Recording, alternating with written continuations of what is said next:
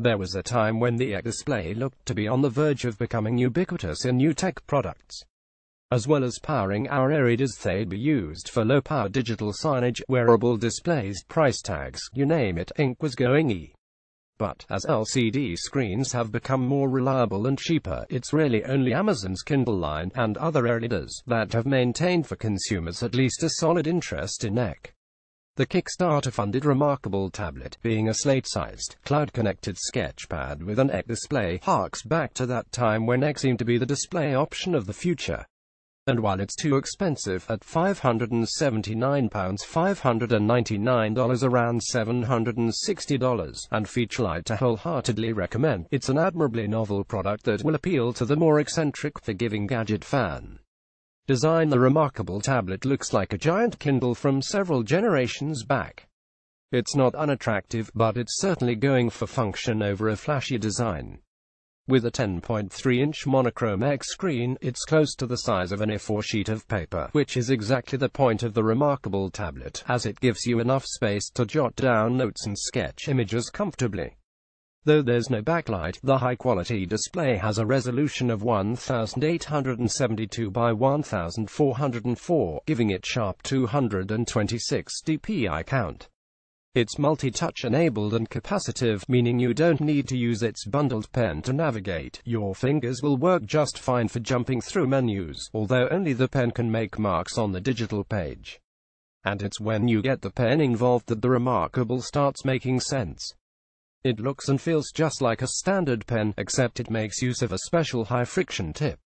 With the screen offering 2048 levels of pressure sensitivity, writing with a pen on the Remarkable feels closer to writing on a sheet of paper than any other digital pad out there, be that the Samsung Galaxy Note 8 or the iPad Pro. Recognizing the difference between your fingers, palm and pen, the Remarkable won't smudge like ink, or incorrectly assume that your resting hand is a pen stroke.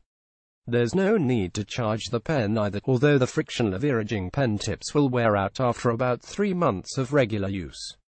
10 come in the box, but you'll want to stock up for the lifetime of the tablet. Packs of 8 cost £12. It's a different experience to an LCD or OLED display then.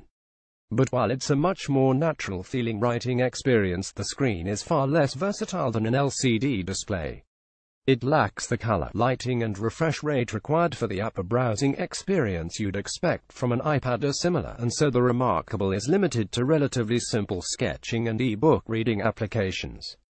The Remarkable is charged via a micro USB port on the slate's bottom edge, while the power button sits on its top edge. You give this a quick press to send the device to sleep, and a longer one to switch it off completely. 3 other square hardware buttons sit on the lower part of the front chassis, with the center one jumping you back to the home screen.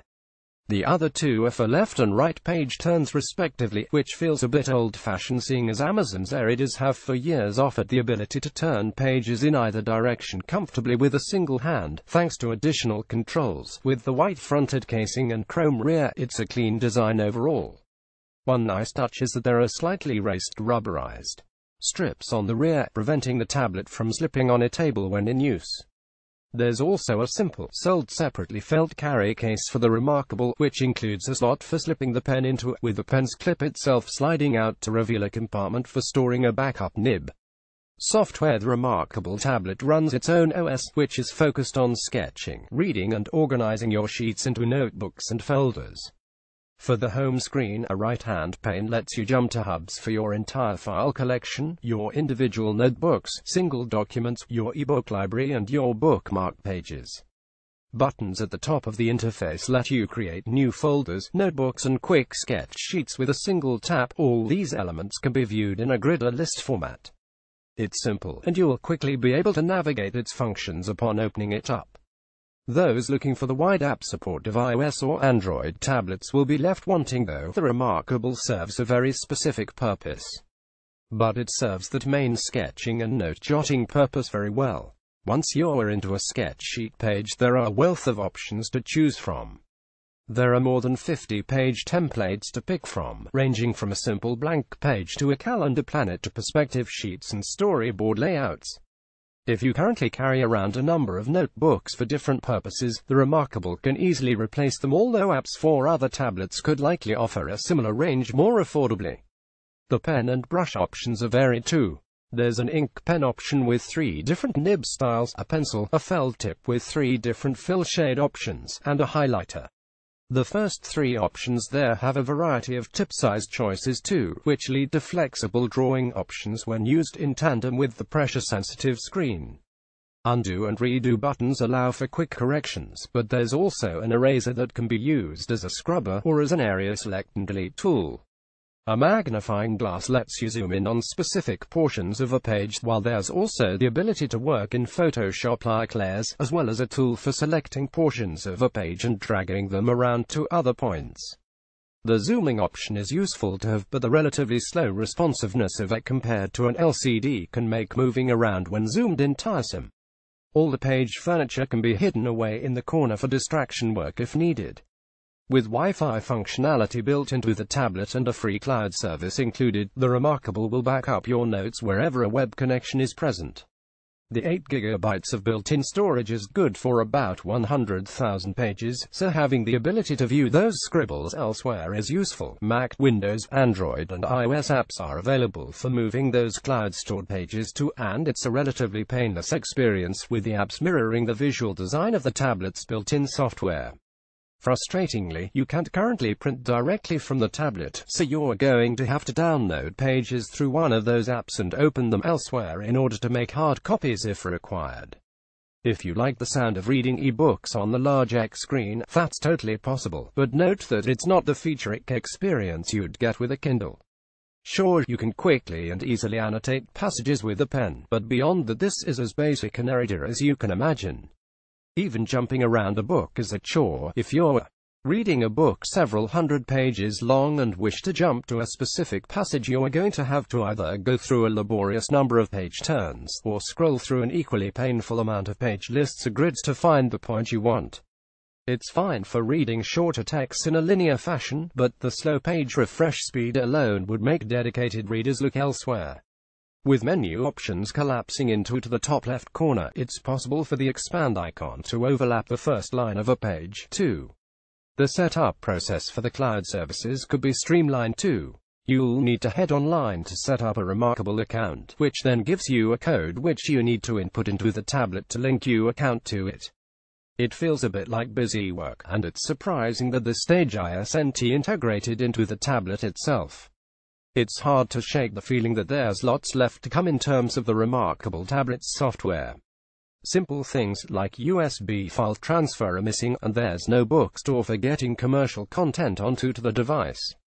A few more features, such as handwriting recognition and third-party cloud service support, are the sort of features that could really widen the usefulness and appeal of this tablet.